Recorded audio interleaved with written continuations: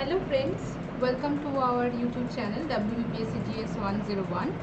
তো এই YouTube channel তোমাদের প্রিপারেশনের জন্য কিন্তু খুব ইম্পর্টেন্ট, খুব হেল্প হবে, যেখানে তোমরা ফ্রি অফ কস্টে, তোমরা সবাই জানো যে ইউটিউব চ্যানেল থেকে আমরা কত ইনফরমেশন পাই স্টাডি পারপাসে। তো এখানে কিন্তু আমরা টোটাল দুটো সাবজেক্টের উপর ফোকাস করছি, হিস্ট্রি অ্যান্ড পলিটিক্যাল সায়েন্স, এবং আমরা চারজন এডুকেটর রয়েছি যারা তোমাদের বিভিন্ন রকম ইনফরমেশান দেবে। তোমরা প্রত্যেকে কিন্তু এই ইউটিউব চ্যানেলটাকে আজই সাবস্ক্রাইব করে নাও, যেখানে তোমাদের আমরা হিস্ট্রির জন্য রয়েছি আমি এবং দেবাশিস সাহা স্যার, এবং পলিটির জন্য রয়েছেন কিন্তু অরিজিৎ বাসু চৌধুরী স্যার এবং রাহুল চক্রবর্তী স্যার। তো তোমাদের কিন্তু অবশ্যই বেল আইকন প্রেস করে রাখবে কারণ নোটিফিকেশানের জন্য, আর অবশ্যই কিন্তু সাবস্ক্রাইব করবে চ্যানেলকে, লাইক করবে ভালো লাগলে ভিডিও, আর কমেন্ট করবে। কোনো অসুবিধা হলে, কোনো ডাউট থাকলে আমি কমেন্ট চেক করব এবং তোমাদের ডাউট সলভ করার চেষ্টা করব। তো এখানে আমরা যেটা আজকে পড়ব সেই পার্টটা হচ্ছে British expansion policy south India, যেখানে আমরা মাইসর মারাঠা, ঠিক আছে, এই পার্টটা খুব ভালো করে বুঝবো। এবং সব থেকে বড় কথা যে তোমাদের আনএকাডেমি কিন্তু প্রতিদিন আমরা এটাও তোমাদের বলতে চাই যে আনএকাডেমিতে কিন্তু প্রতিদিন প্রত্যেকটা সাবজেক্টের বহু ফ্রি স্পেশাল ক্লাস হয়। তো তোমরা প্রত্যেকে কিন্তু ফ্রি স্পেশাল ক্লাসগুলোকে কিন্তু ফলো করো। আজই প্লে স্টোরে যাও, আনএকাডেমি লার্নিং অ্যাপস ডাউনলোড করো। তো যেখানে কিন্তু আমাদের প্রতিদিন সকাল থেকে রাত পর্যন্ত কিন্তু বিভিন্ন কিন্তু সাবজেক্টসের কিন্তু ফ্রি ক্লাস নেওয়া হয়, এবং তারপরে তোমরা ক্লাস দেখে ভালো লাগলে তোমরা অবশ্যই ক্লাস বা ডেসক্রিপটিভের জন্য, পিডিএফের জন্য, ডিটেল পিডিএফের জন্য তোমরা সাবস্ক্রিপশন করতে হবে, ঠিক আছে। তো প্রত্যেকে কিন্তু জয়েন করে। এভরিডে আমার ফ্রি স্পেশাল ক্লাস হিস্ট্রির ওপরে থাকে 10টা থেকে 11টা এবং 7:30 থেকে 8:30। আর অবশ্যই সাবস্ক্রিপশন করবে। সেখানে যদি আমার ক্লাস, ইউটিউবের ক্লাস বা স্পেশাল ক্লাসের ক্লাস তোমাদের ভালো লাগে, তাহলে অবশ্যই এই RAMIL এই রেফারেল কোডটা ইউজ করে কিন্তু 10% ডিসকাউন্ট পাবে। তাড়াতাড়ি সাবস্ক্রিপশন করে নিন। তো দেখো আজকে আমরা যে জায়গাটা পড়ব, British expansion policy south India. এটা বোঝানোর আগে আমাদের দুটো পার্ট খুব ভালো করে বুঝতে হবে। যখন আমরা ফার্স্ট অ্যাংলো মাইসোর ওয়্যার পড়বো, তার আগে আমরা একটা পার্ট পড়ব। সেটা কি? প্রথমত আমরা দেখব যে একটা মালাবার উপকূল, ঠিক আছে। তো ওয়াদিয়ার কিংডম, তো ওয়াদিয়ার কিংডম হচ্ছে আমাদের মাইসরের রাজা, যিনি হিন্দু রাজা, আমরা সবাই জানি।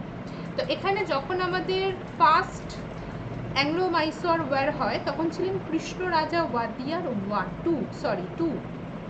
আর একদম যখন আমরা শেষে পড়বো 1799 চতুর্থ ইঙ্গো মহীশূর যুদ্ধ, তখন কিন্তু আমরা দেখতে পাবো কৃষ্ণ রাজা ওয়াদিয়ার 3কে। তো এটা তোমাদের মনে রাখতে হবে। এবার এই যে আমরা হায়দার আলী বা টিপু সুলতান পড়বো, হায়দার আলী আর টিপু সুলতান কিন্তু কোনো রাজা না। হায়দার আলী আর টিপু সুলতান হচ্ছে কমান্ডার, এই ওয়াদিয়ারের কমান্ডার, যারা কি ডিফ্যাক্টো রুলার আমরা বলতে পারি, রিয়েল রুলার আমরা বলতে পারি, এই commander.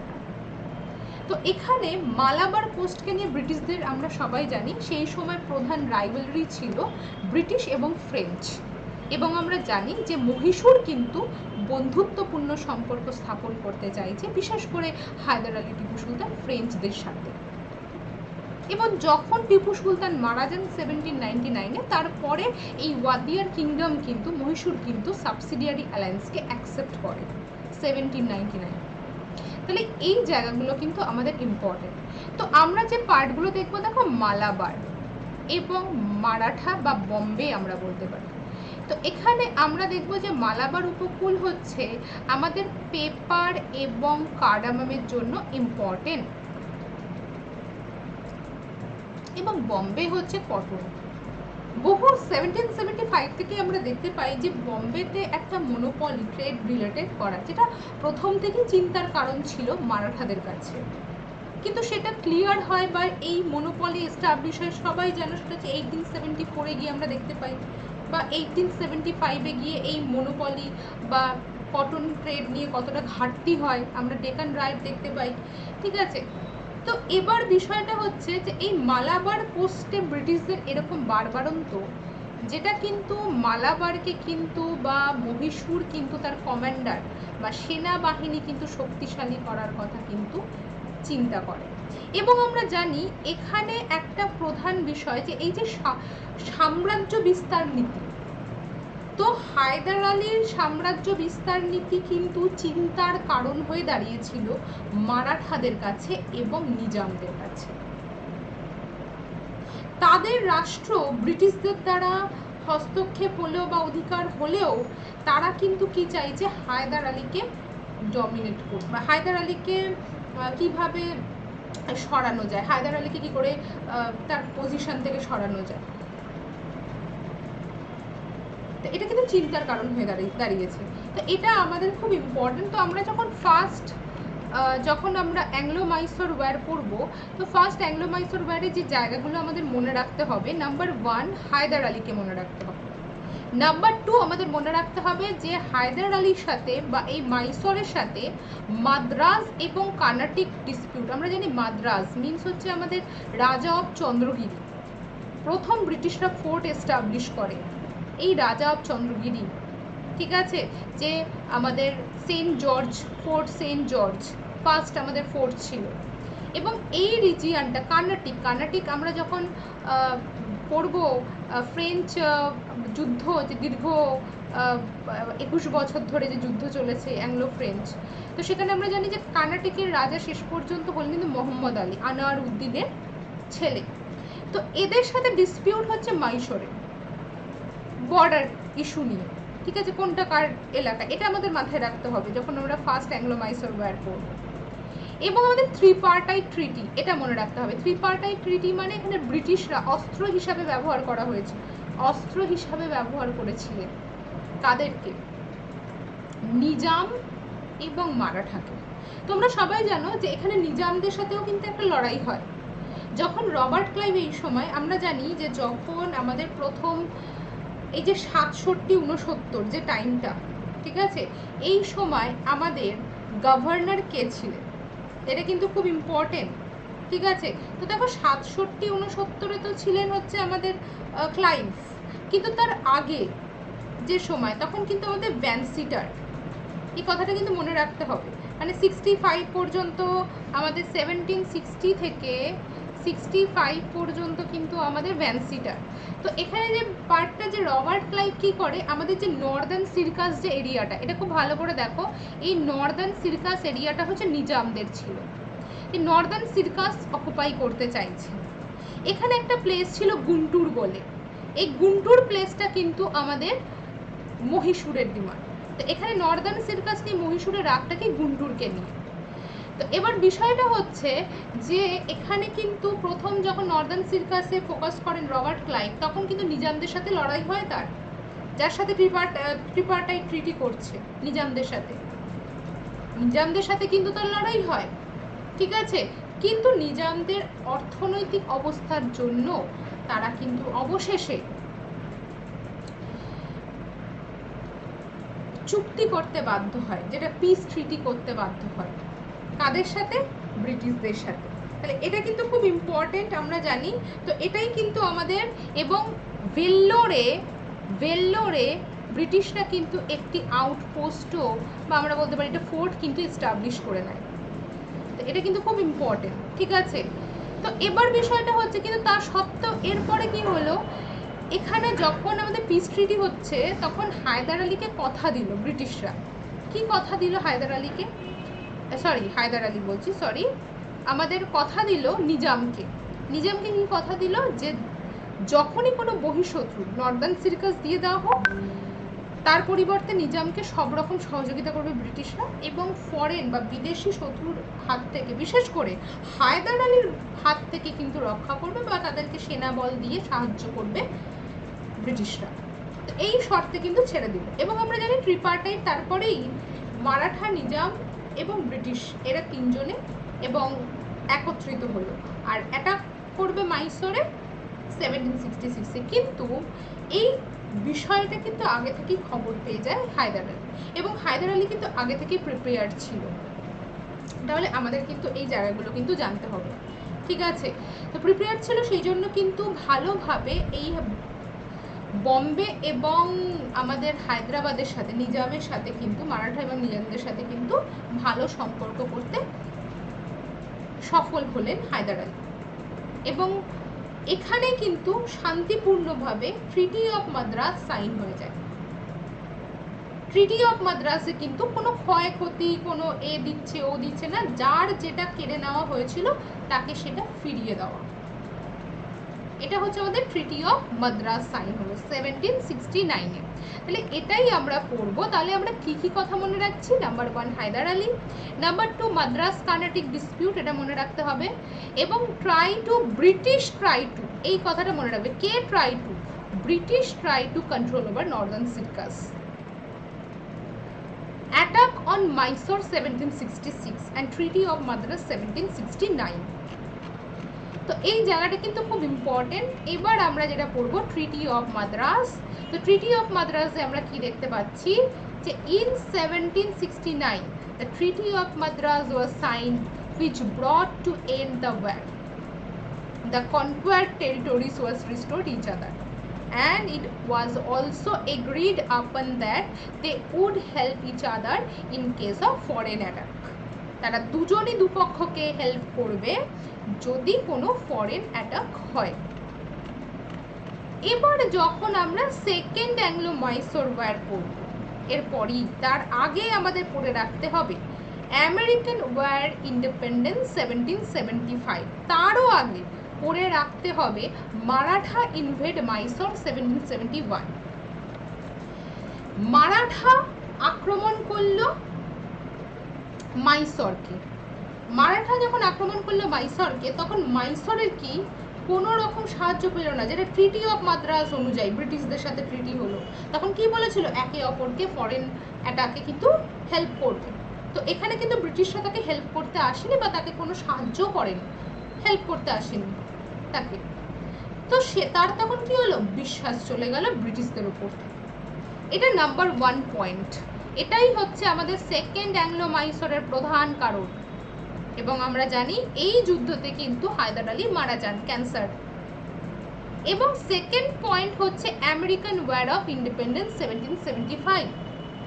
American war of independence 1775-এ যেটা সব থেকে বড় বিষয়, যে আমেরিকার যে যুদ্ধ, সেখানে ফ্রেঞ্চরা কিন্তু কলোনি আমেরিকানকে সাপোর্ট করছে। এবং যে কারণে ফ্রেঞ্চরা কিন্তু ব্রিটিশদের কি প্রধান শত্রু। এবং সেই ফ্রেঞ্চের সাথে বন্ধুত্বপূর্ণ সম্পর্ক হচ্ছে হায়দার আলী। তাহলে এই সময়টা কবে? সময়টা হচ্ছে কোন গভর্নর জেনারেল? Warren Hastings. তাহলে গভর্নর জেনারেলকেও কিন্তু আমাদের মনে রাখতে হবে। তো এখানে কিন্তু আমরা যেটা দেখতে পাবো, English take over Guntur, পোর্টো Novo battle, Haider Ali আর কার মধ্যে? Warren Hastings. তো ব্যাটেলফিল্ডে না, ব্যাটেলফিল্ডে আছেন আয়ারকোর্ট কমান্ডার। এই পোর্টো নোভো জায়গাটা নিশ্চয়ই তোমরা বুঝতে পারছো। আমি তোমাদের আরো জুম করে দেখাচ্ছি। তো এটা হচ্ছে আমাদের পোর্টো নোভো। এই এরিয়াটা ব্রিটিশদের চাই। তোমরা দেখতে পাচ্ছ কতটা ট্রেড ফেসিলিটি পাওয়া যাবে এই জায়গাটা থেকে, ইন্ডিয়ান ওশেনের মাধ্যমে, বা আমরা বলতে পারি বে অফ বেঙ্গলের মাধ্যমে। ঠিক আছে? তো এখানে কিন্তু খুব ইম্পর্টেন্ট জায়গা এটা। তো এখানে কিন্তু কি চাই? এখানে হচ্ছে পোর্টো নোভো, ব্যাটেল অফ পোর্টো নোভো, যেখানে কিন্তু হায়দার আলী ব্যর্থ হয়েছিলেন। এবং হায়দার আলী কিন্তু ক্যান্সারের জন্য উনি মারা যান। এই হায়দার আলীর পর এই যুদ্ধটাকে সামলান ওনার ছেলে টিপু সুলতান। কিন্তু দুপক্ষ থেকে দেখো, এদিকে ব্রিটিশরাও প্রচুর পরিমাণে ক্ষয়ক্ষতির সম্মুখীন হয়, এদিকে মাইসোরও প্রচুর পরিমাণে ক্ষয়ক্ষতির সম্মুখীন হয়। তো দুজন পক্ষ, যেহেতু আমরা দেখতে পাচ্ছি যে প্রথমত আমাদের ভারতবর্ষে এত যুদ্ধ এবং তার সাথে বিদেশেও আমেরিকার ওয়ার অফ ইন্ডিপেন্ডেন্স, তো এখানে ব্রিটিশরাও কিন্তু অনেক ক্ষয়ক্ষতির সম্মুখীন হয়। তো এখানেই কিন্তু যুদ্ধ বন্ধ করলে ট্রিটি অফ ম্যাঙ্গালোর 1784 সাইন হলো। এই জায়গাগুলো কিন্তু খুব ইম্পর্টেন্ট। তো এখানে আমরা দেখতে পাচ্ছি যে সেকেন্ড অ্যাংলো মাইসোর ওয়ার কি দেখতে পাচ্ছি? Warren Hastings attack French fort মাহে। ব্রিটিশ ওয়ারেন হেস্টিংস অ্যাটাক করলো মাহে। মাহে মিনস হচ্ছে এই জায়গাটা, এটা হায়দারের টেরিটরি।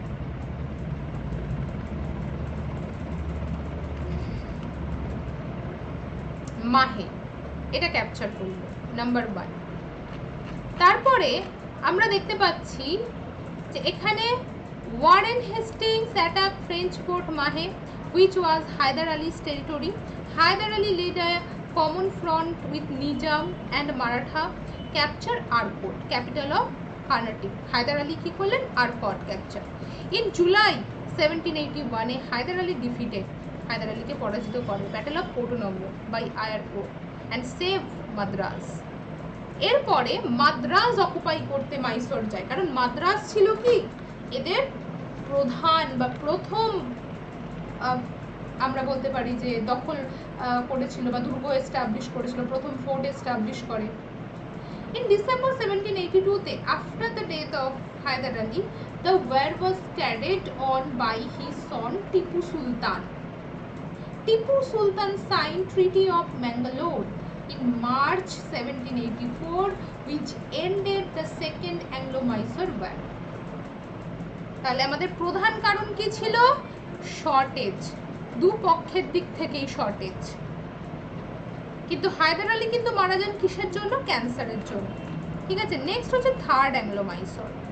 তো থার্ড অ্যাংলো মাইসরে আমরা এই দুটো বাদ যাবে, ঠিক আছে, এই দুটো আগের স্লাইডে ছিল, এই দুটো বাদ যাবে আমাদের, এই দুটো হবে না, এই দুটো বাদ যাবে। ঠিক আছে, নাম্বার 1 আমরা দেখতে পাচ্ছি কোন কোন ক্যারেক্টার আমরা দেখতে পাবো? টিপু সুলতান।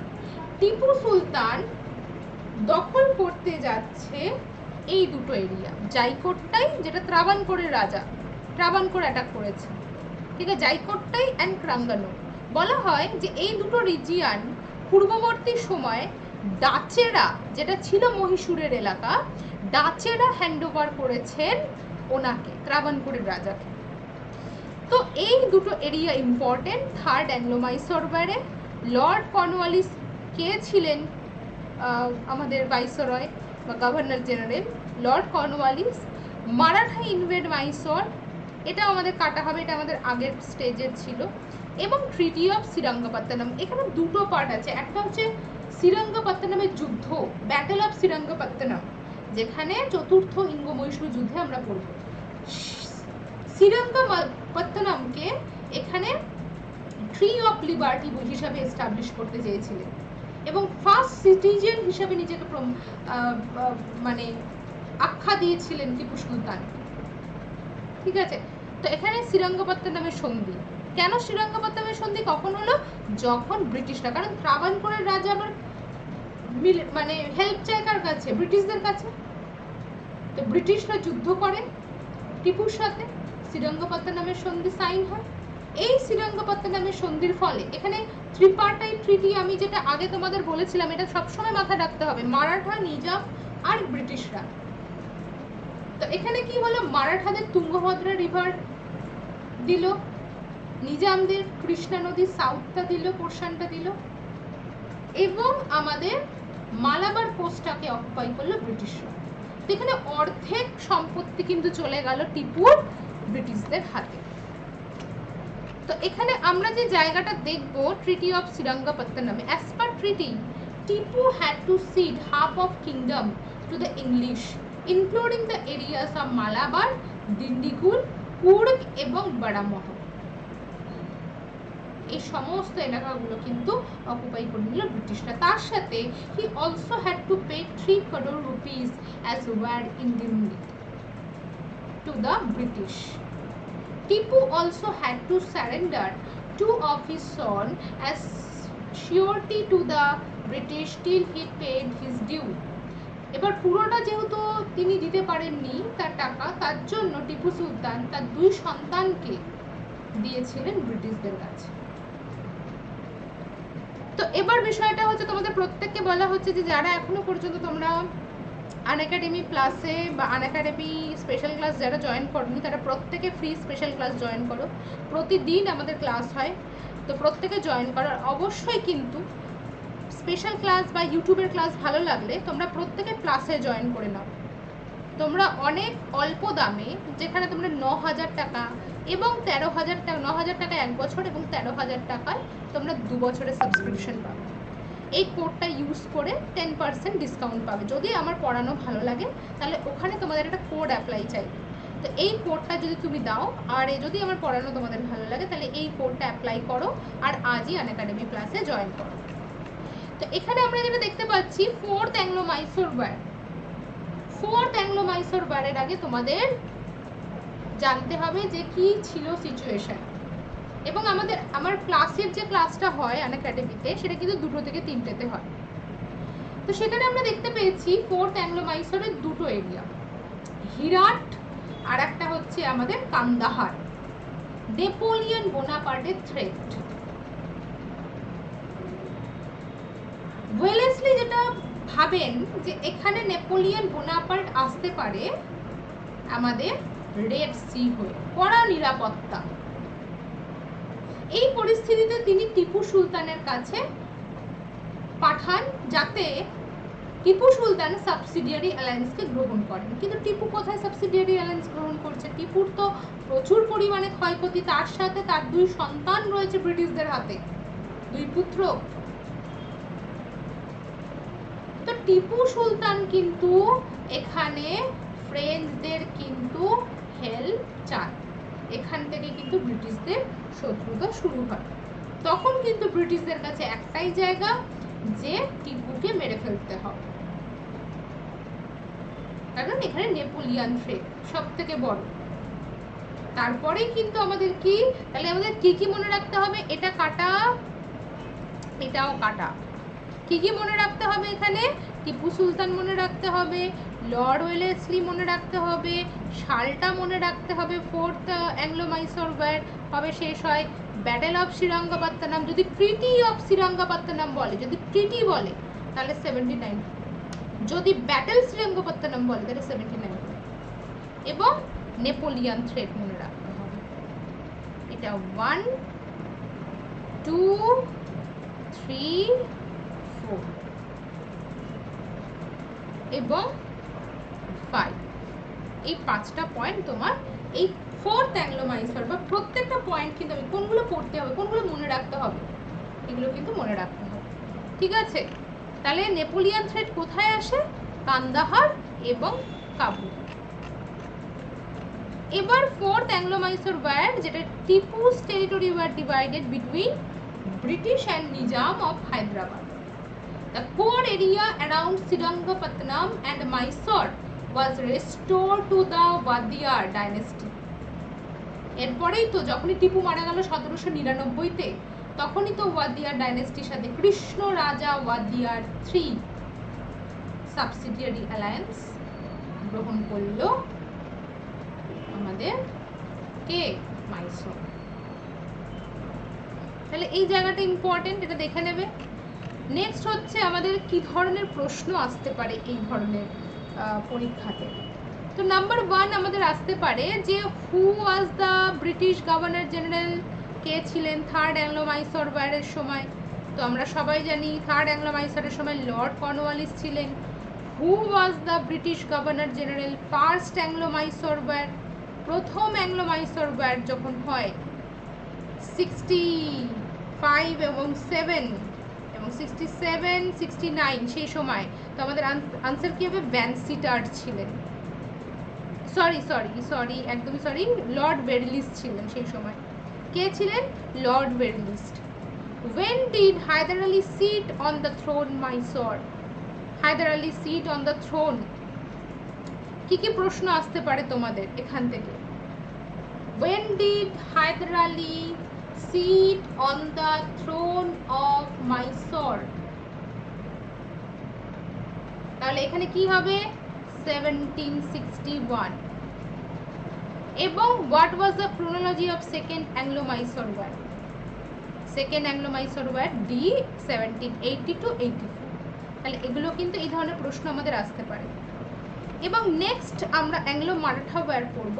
তো অ্যাংলো মারাঠা ওয়্যারে কিন্তু আমাদের যে পয়েন্টটা আমাদের ভালো করে, বা যে জায়গাটা, যে ক্রোনোলজিটা মারাঠা পেশোয়াদের, এটা মনে রাখতে হবে, কারণ এই সম্পর্কটা যদি আমরা মনে রাখি তাহলে কিন্তু আমরা মারাঠা ওয়ারটা পুরোটা করতে পারবো, বা সব চুক্তিগুলো আমাদের মনে রাখতে হবে। কারণ এখানে আমরা জানি ছোটোখাটো অনেক যুদ্ধ এবং অনেক চুক্তি আছে, যে প্রত্যেকটা চুক্তি আমাদের মনে রাখতে হবে। যেখানে আমরা দেখতে পাচ্ছি যে এই পয়েন্টটা রঘুনাথ রাও নাম্বার 1 এই ক্যারেক্টার আসবে, নাম্বার 2 মাধব রাও, নাম্বার 3 নারায়ণ রাও, নাম্বার 4 মাধব রাও 2। এই মাধব রাও 2কে নিয়েই আমাদের যে বড় ভুইয়া পোস্টটা আমরা জানি, মাধাজি সিন্ধে যিনি নেতৃত্ব বা কর্তৃপক্ষ আমরা বলতে পারি।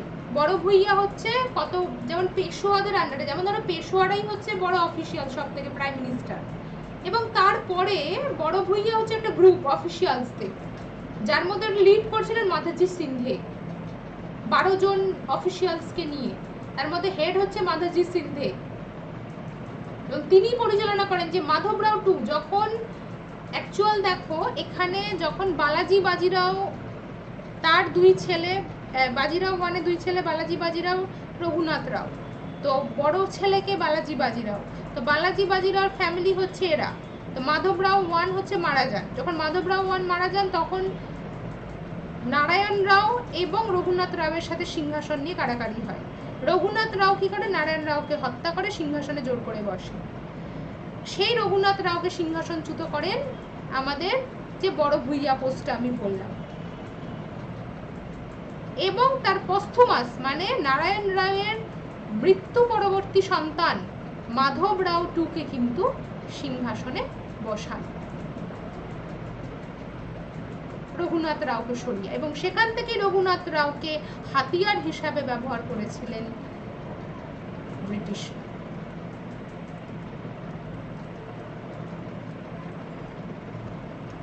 এই কনসেপ্টটা আমাদের জানতে হবে, তাহলে আমরা ইঙ্গো মারাঠা যুদ্ধ নেক্সট যখন আমি তোমাদের বোঝাবো এখান থেকেই শুরু করব। ঠিক আছে, থ্যাংক ইউ। আবার তোমাদের সাথে দেখা হবে নেক্সট ক্লাসে। তোমরা ভালো করে কিন্তু ক্লাসগুলোকে আয়ত্ত করো, আর কোনো অসুবিধা হলে আমাকে বলবে, কোনো ভুল যদি মনে হয় যে এই প্রশ্নটা ভুল বা এটা হতে পারতো তাহলে অবশ্যই বলবে। Thank you.